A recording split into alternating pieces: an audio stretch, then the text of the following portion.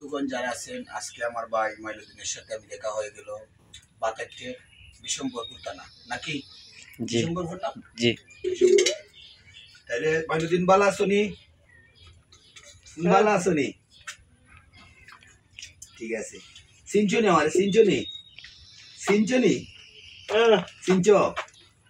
আচ্ছা, তোমার যে আমি আস্তে আস্তে তোমার যে কিছু টাকা দেই মজা খাইবার লাগে, তুমি খুশি নি? কওতে খুশি নি? ও দেখো আমার ফেসবুক বন্ধুগণে দেখবো, তুমি খুশি আছো না? বুঝছি হেরার দিকে না, ও ভিডিও দেখো। কই তুমি খুশি নি?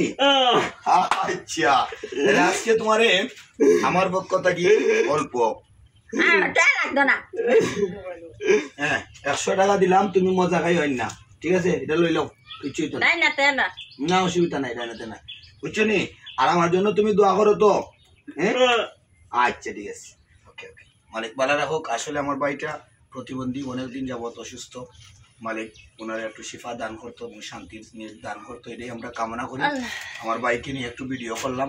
আপনারা আমার ভাইয়ের জন্য দোয়া করবেন এবং এই সমস্ত মানুষের পাশে যাবেন, তাদেরকে একটু হাসানোর চেষ্টা করবেন, কারণ তার মতো আমাকে আপনাকে যে কোনো সময় মালিক করতে পারতো।